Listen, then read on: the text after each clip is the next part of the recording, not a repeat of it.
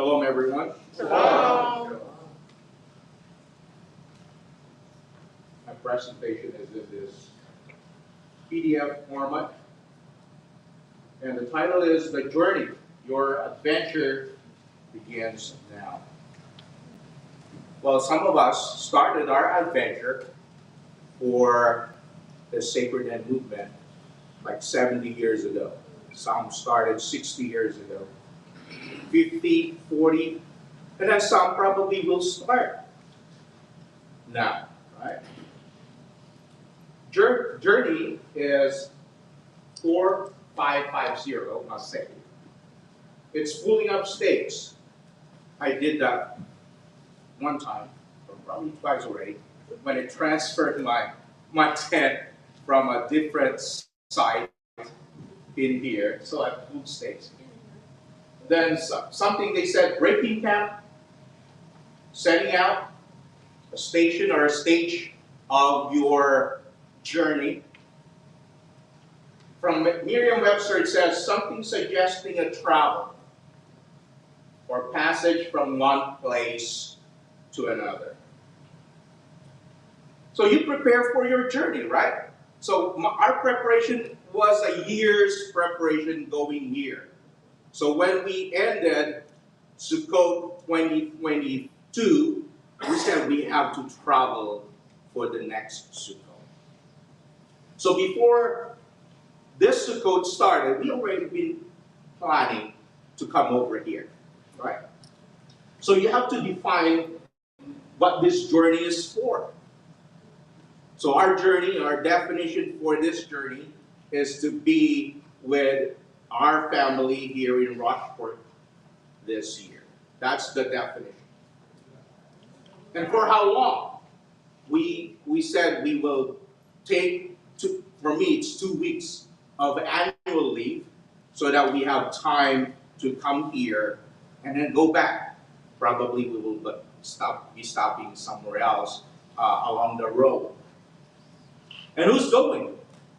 Right? You have to find out who's going with you. Are the people that's going to come with you will going to make the journey easy, or it's going to make it difficult for you, right? So I have to bring somebody who knows how to drive so that it will be easier for me to travel towards my journey. What do I need to bring? My wife told me, we're just going to fly. But I said, I need a tent. And in the tent, I need this. And I need my, the cooking things. So I have to do a lot of preparation and a whole bunch. And our car is really full packed when we started from our place. Now you decide also what mode of transportation are you going to take, right? Motorcycles, probably somebody took the motorcycle, wherever you come from. Cars, helicopter, or probably, I heard that boom, right? The boom sound, that would be fast, brother. Right? From New York to Rocheport, in a twinkling of an eye, boom, you're landed here in a parking area. That would be fast.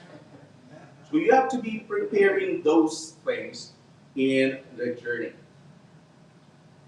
Another thing is to decide what type of accommodation you want in the camp, right?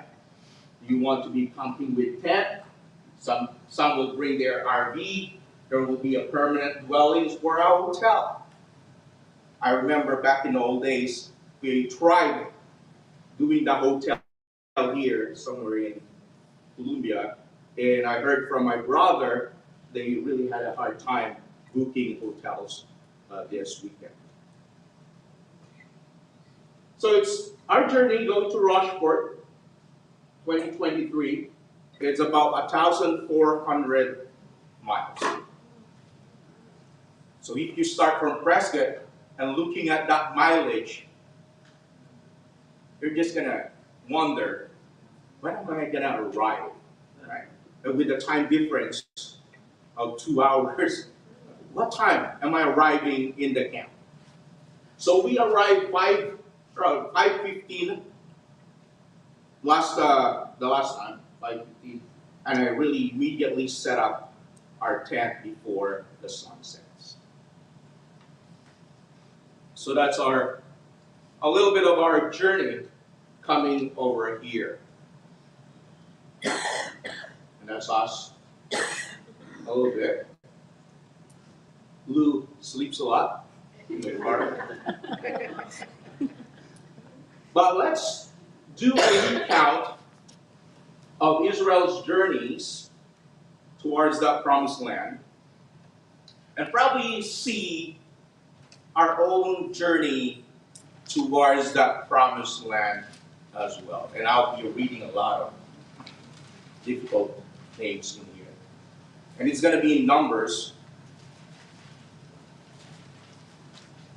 Numbers 33, and I'll be reading 1 to 49. They just have to follow me. Here are the stages of the journey of the Israelites when they came out of Egypt by divisions under the leadership of Moshe and Aaron. At Yah's command, Moses recorded the stages in their journey. This is their journey by stages. And hopefully as I read this, you can pinpoint, where are you in my journey as well? The Israelites set up from Ramses on the 15th day of the first month, the day after the Passover. They marched out boldly in view of all the Egyptians who were burying all their firstborn, whom Yahweh had struck down among them, for Yahweh had brought judgment in their mighty ones. The Israelites left Ramses and camped at Sukkot. They left Sukkot and camped at Etham on the edge of the desert. They left Etham, turned back to Pi-Hahiroth, to the east of Baal-Zephon, and camped near Migdol. They left Pi-Hahiroth and passed through the sea into the desert. And when they traveled for 3 days in the desert of Etham, they camped at Marah.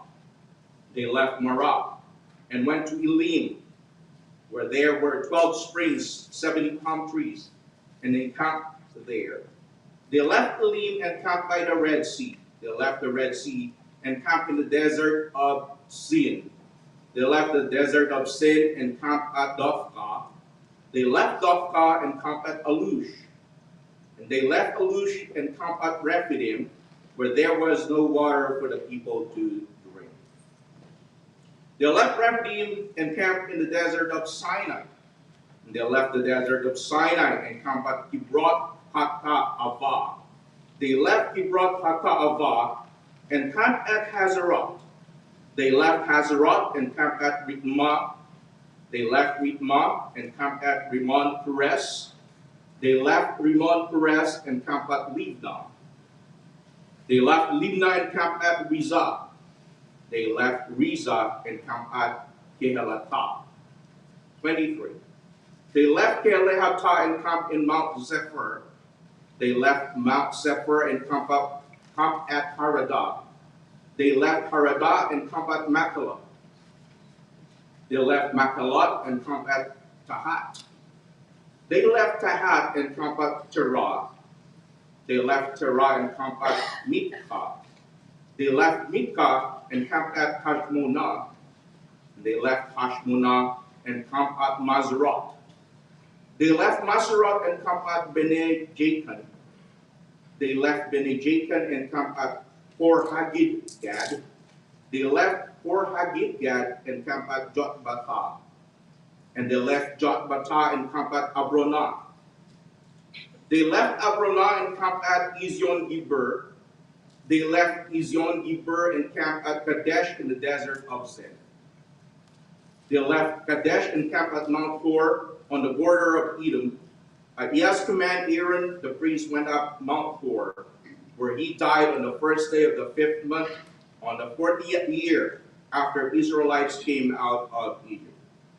Aaron was 123 years old when he died on Mount Hor. And the Canaanite king of Arad, who lived in the Negev of Canaan, heard that the Israelites were coming. And then they left Hor and camped at Salmonah. They left Salmonah and camped at Punon. They left Punon and camped at Oboth. They left Oboth and camped at Ye Abarim on the border of Moab. And they left Yim and camped at Dibon Gad. They left Dibon Gad and camped at Almon Diblatayim. And they left Almon Diblatayim and camped on the mountains of Abarim near Nebo. And they left the mountains of Abarim and camped on the plains of Moab by the Jordan, across from Jericho, there on the plains of Moab. They camped along the Jordan from Beth Heshimoth to Abel Shittim. And brothers and sisters, they are almost there.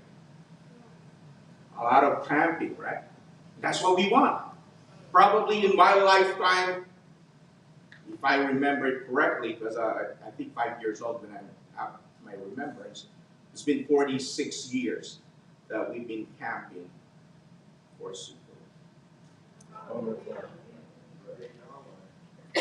So according to this Torah, it took the Israelites how many stops before reaching the promised land? That's a question, right? At what stop did they erect the tabernacle in the wilderness?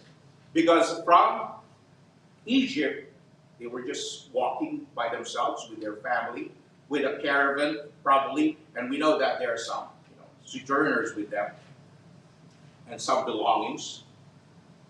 But there was a time that they are going to erect that tabernacle as well as take it down and bring it with them. And Brother Roger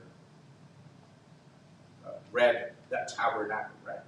Probably will take them, if it's a synchronized movement, probably a good half day or so to take it down. About how many times they disassembled and assembled the tabernacle? So because they have to stop, a lot of stops here, they have to assemble it back. Probably took the same time to assemble it back and put it in the right places. So according to Numbers 33, there were 41 stops. There's probably a lot more, right? But according to what was written here, 41 stops. At what stop they erected the tabernacles in the wilderness? On the 12th stop, they erected it. And they disassembled and assembled it 29 times. Don't you know that it's just about roughly 500 miles from Egypt to where they're really going? So if you're driving now without the police around, probably will take you the whole day just to get there. But this is how long they traveled going to that promised land. First up is from Ramesses to Sukkot. Yahweh seen their affliction, heard their cry, and he knows their sorrows. Yahweh knows our afflictions as well. Hears our cries and knows our sorrows. That's in 1 Peter 5:7. And that verse says he cares for us. So wherever we are, as we go back to Arizona, we know that he hears us there as well. If we cry to him, he will hear us. Again, deliver them, bring them up out of the land unto a good land and large, unto a land flowing with milk and honey, unto the place of the Canaanites. So that's the promise. And it was a long time promise to them. Sukkot, now we're celebrating the Feast of Sukkot. That is 5523. It's booth. This site where Jacob put up booths for his cattle and built the houses for himself. It's east of the Jordan near the port of Torek Jabbok, and later allotted to the tribe of Gad. So in the theological workbook of the Old Testament, Sukkot means block, stop the approach, and shut off or cover. And that's what he did when the Egyptians were following them. Yahweh Elohim hid his people from the sight of those pursuing. He blocked them, stopped the approach. They got shut off and covered. Psalms 82 says, Yahweh is my rock, my fortress and my deliverer. My Elohim is my rock in whom I take refuge, my shield and the horn of my salvation, my stronghold. We just hold on to him, and he is going to shield him. By the way, that is overlooking my house in Watson Lake, Prescott. That's why I know how the rocks look like. That's probably it, right? The rock. The second stop is to go to Etham. That's in Numbers 33:6. And this is already on the edge of the wilderness. In Egyptian, it's HTM. So it's Shur in Hebrew, and that's all means wall or fortress. So he is really hiding his people from danger. Exodus 14:3 says, Pharaoh said, they are wandering aimlessly in the land. The wilderness has shut them in or walled them in. That's what he thinks, that people are wandering aimlessly. They're not. They are not. Yahweh put them in there, preparing them for something that's going to happen. That's why they ask, June, why did you guys went to Arizona? My wife says, probably Yahweh is preparing us for something else. So, feel on the life of Moses, it says, not able to escape. They're not able to escape at that camp.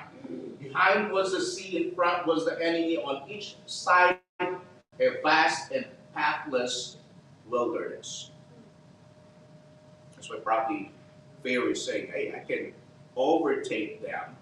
Because they're just wandering aimlessly in that juncture. Proverbs 3:5-6 says, trust in Yahweh with all your heart. Sounds like the Shema, right?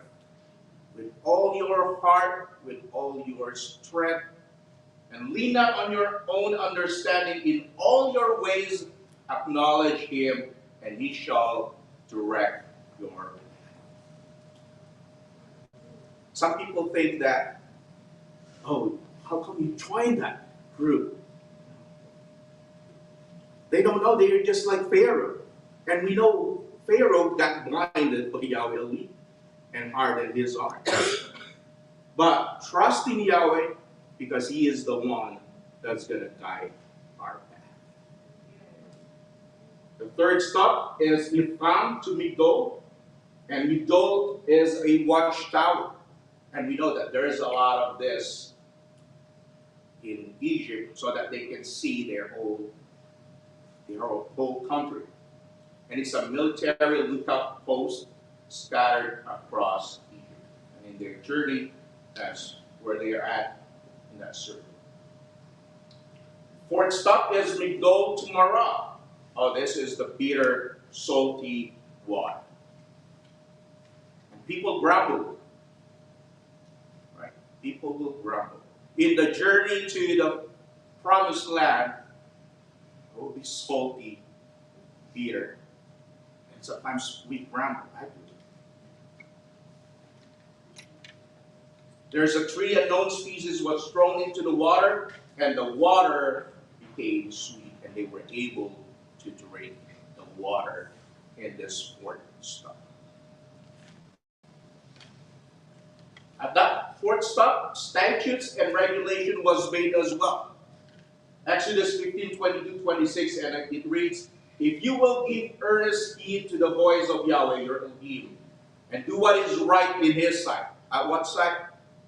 Our sight? His sight. And give ear to his instructions, and keep all his statutes. I will put none of the diseases on you which I have put on the Egyptians, for I, Yahweh, I am your COVID happen, but He is the one who protects us. There's a song, right? It said, I'm still standing because of Yahweh. Fifth stop, Maratulim. There's 12 springs of water and 70 Palm Springs at that stop. That would be nice, right? Sounds like Palm Springs in California. An oasis. In our journey, brothers and sisters, we are allowed to rest and relax like what we are doing now. We have Leviticus 23 Shabbats. Right? All of those things give us rest and fellowship with the brothers and sisters and relax a little bit. Not thinking of any work at this time. And just relaxing. It would be good if there's a fishing rod in there.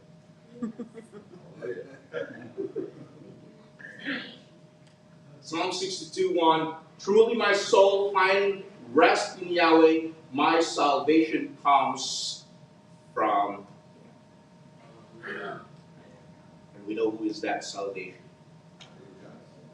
Yeshua is Yahweh's salvation.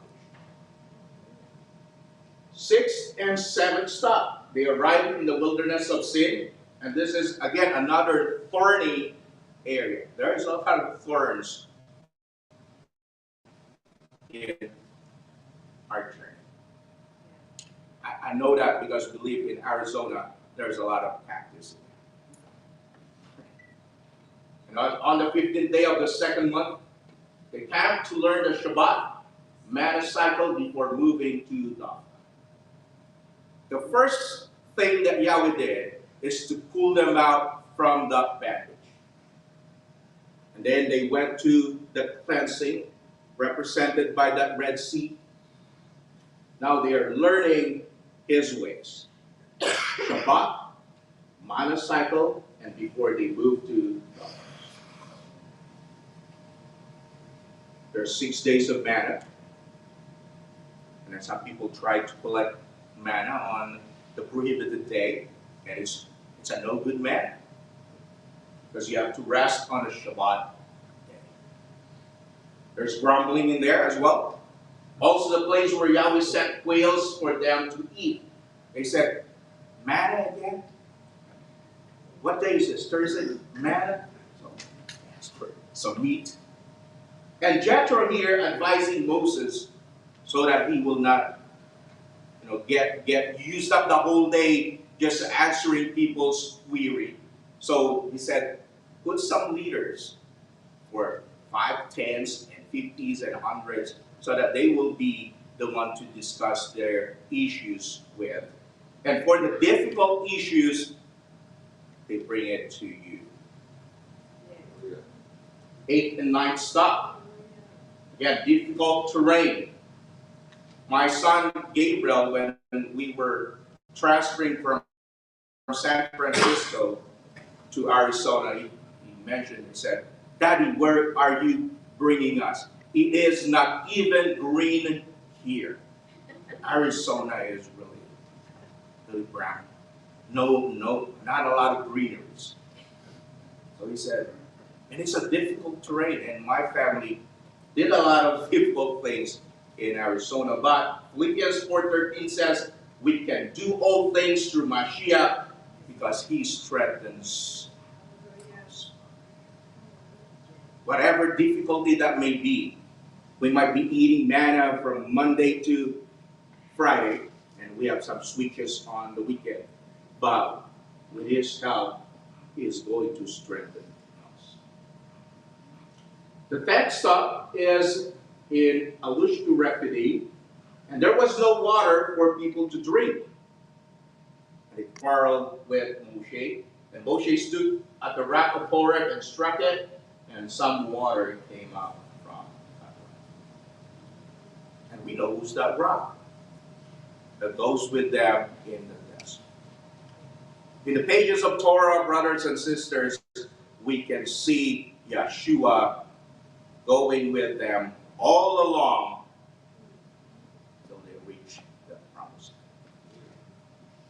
called Massa and Meribah because they tested Yahweh there. Also, the Amalekites attacked and they were defeated. Hosea was the one fighting, and Moses held up his hands with Hur and Aaron helping his hands up. And they built, once they defeated the Amalekites, they built an altar. And in Spanish it says, Yahweh es mi bandera. Yahweh means sea. Yahweh is our banner. And that is all our banners, brothers and sisters. When they see us wherever we are and we raise Yahweh and Yeshua, they see that He is the one we're promoting. 11th stop. 3rd month after Israelites left Egypt, they're there at the bottom.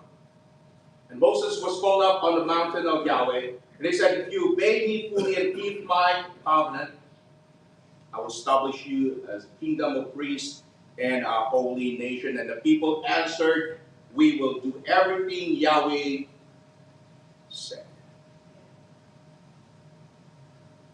And that is during baptism, we will say, whatever Yahweh is telling me to do from now on, I will do it.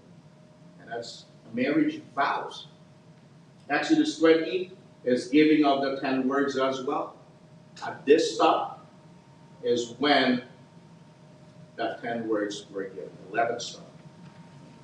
The 12th stop, desert of Sinai to Kibroth HaTavah. They loudly complain about eating only manna. I guess ever since that first sin happened, it's about eating. It is about food.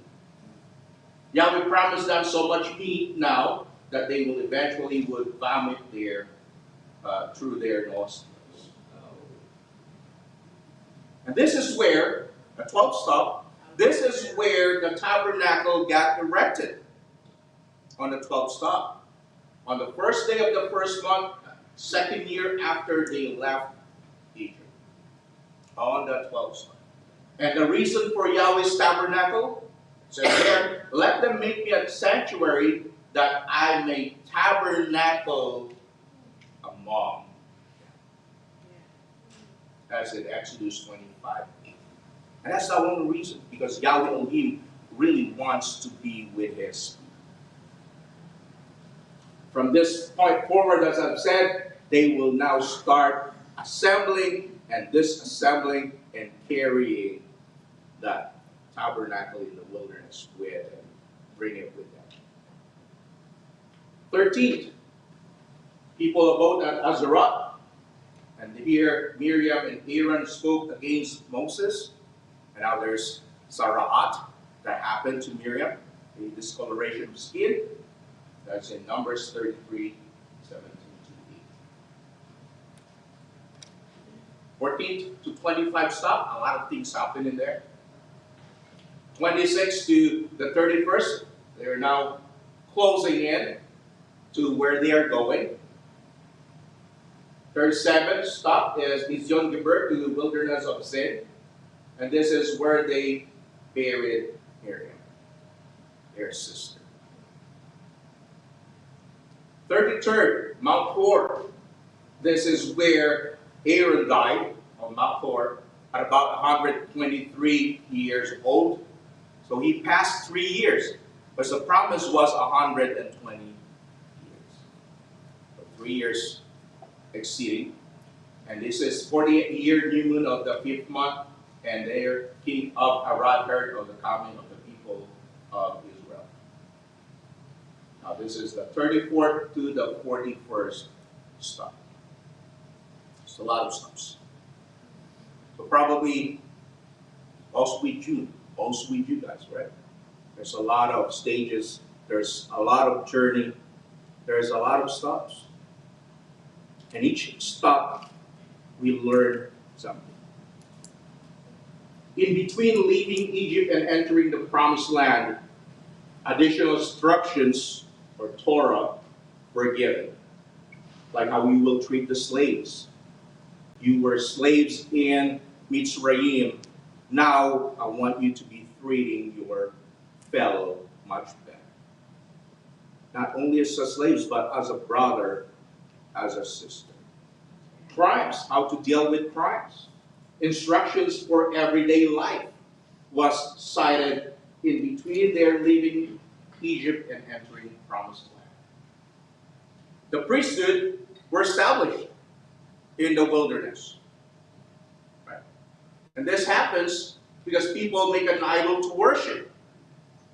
And now Moses says, if you're for Yahweh Elohim, stand beside me. And you know what happened. That's why they were made. Sacrifices were established in the wilderness as well. And the reason for sacrifices, or korban, is to draw near. In order for you to draw near, you have to present the korban. And what's that for us? Present yourself as a holy sacrifice to Yahweh. Cleanliness instructions were given there. Blessings for obedience. And that's a good thing, right? 3 times a year, we have to appear before Yahweh Elohim. And with your obedience, there will be blessings. Also, curses for the disobedience. There's an instructions of no detour. No detouring.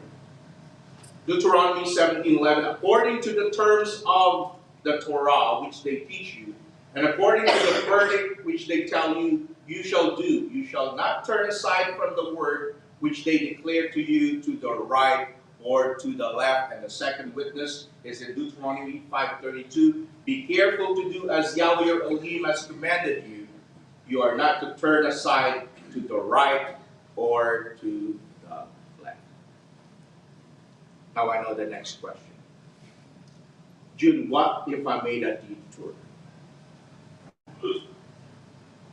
What if I made a detour? My GPS has brought me to a different route. And I listened to that GPS. I have to return to Shuvah. It's like the prodigal son, right? I will go back to my father, and he is going to forgive me. Deuteronomy 4:30, when you are in distress, and all these things have come upon you in the latter days, you will return to Yahweh your Elohim, and then start listening to his voice. So for those who I love much, start listening to his words. As we open the Torah cycle again after this feast, listen to him, because definitely he's going to tell you a lot of things. So this is the promise. Exodus 6:8, I will bring you to the land which I swore to give to Abram, Isaac, and Jacob, and I will give it to you for a possession. I am. That's the promise. That's the same promise I'm holding on. It's the same promise I want you to hold. This is our ultimate destination. Revelation 21:1-4. Then I saw a new heaven and a new earth. For the first heaven and the first earth had passed away, and there was no longer any sea. I saw the holy city, the new Jerusalem, coming down out of heaven from Yahweh, prepared as a bride beautifully dressed for her husband. And I heard a loud voice from the throne saying, look, Yahweh's dwelling place is now among the people, and he will tabernacle with them, same as what happened in the wilderness, it will happen to us in the future. They will be his people, and Yahweh himself will be with them and be their Elohim. This is the nicest thing, right? He will wipe every tear from their eyes. There will be no more death or mourning or crying or pain, for the old order of things has passed. No more thorns in that ragged desert of Arizona for me.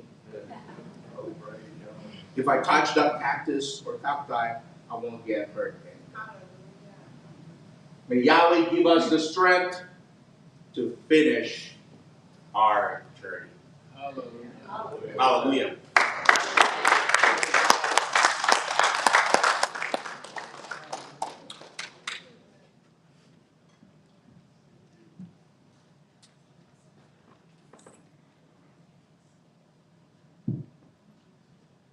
What a beautiful word, Brother Jim. Thank you. Definitely going to feel guilty about complaining about a 5-hour drive now to get down here. I won't. Beautiful, beautiful, beautiful. Thank you. Does anybody want to do a special today? Jeff? Dillard?